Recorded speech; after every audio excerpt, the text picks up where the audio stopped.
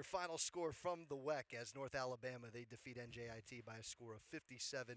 And we're joined by head coach Mike Lane. And, Coach, about as tough as a loss as I'm sure you and your staff and your team are feeling right now, but your team battled one of the best teams in the ASUN down to the wire. How proud of you of your team's effort here tonight? Yeah, incredibly proud. I'll take a loss like that any day. That's always a thing in sports. Like, oh, would you rather get blown out or would you rather have the heartbreak of the last second loss? And no question, like that we were in the game. I thought we responded a couple different times where maybe in games previous we didn't respond. I thought our defense was great today. It was just that we needed that game a little bit after some of the punches we've taken to the face, and so it was really good to just compete for 40 minutes, put together a game, and have to come back. And we got contributions all over the place. So really proud of everyone. Ivy Wallen, she hits that shot to win the game, but then you get a timeout. You have a little over 8 seconds. Yep. What was the play design? I know it wasn't executed to your liking, but what was supposed to happen there? What were you looking for, in that final shot? Yeah, so we wanted to be on this side of the sideline, so there was a little mess up there, and so there was a little miscommunication between us and the officials, unfortunately. But we were trying to get Ellyn off. Basically, we were trying to get the ball into Kenna, and then we knew that they would be coming at Kenna to foul, which I think actually happened because they had fouls to give. But we were trying to get Ellyn to kind of empty out the other way, and then we were going to have Kenna going to her right hand, one-on-one, and just seeing what we could get. Obviously down 2, hoping to get a tie or obviously maybe an and one. So again, it just kind of went to hell in a handbasket there in a hurry because they came after the ball. I get the refs maybe wanting to swallow the whistle, but at least we came up with it, and you couldn't have asked for a better shot. I mean, MB had a clean look, in rhythm, stepped into it. We all thought it was down. It was right in front of our bench. I thought it was down.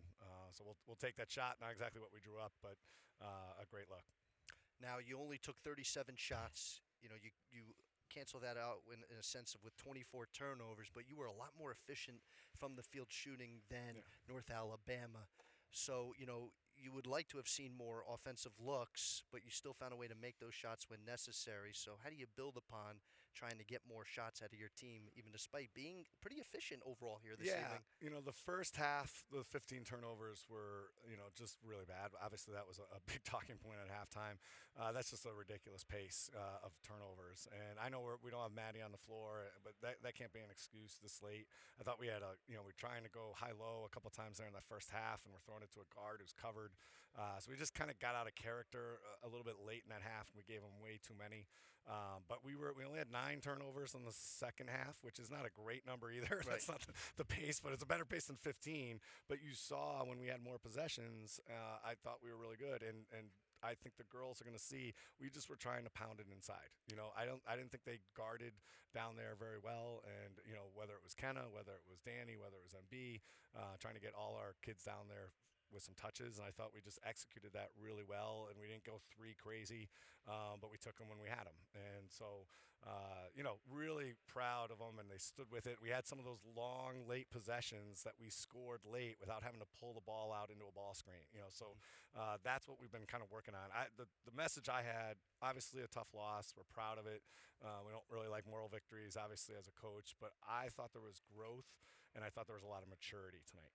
We responded like that early coming out of halftime. We've had some issues there, and it was a 4-point lead, and I think it got to 9 maybe or 10, and it was like I was about to call a timeout, but we got a bucket, we got to stop, we got a bucket, and then they ended up having to call the timeout. And that's incredible growth. That's incredible maturity that we've been able to show that. And then I think that happened in the fourth quarter too.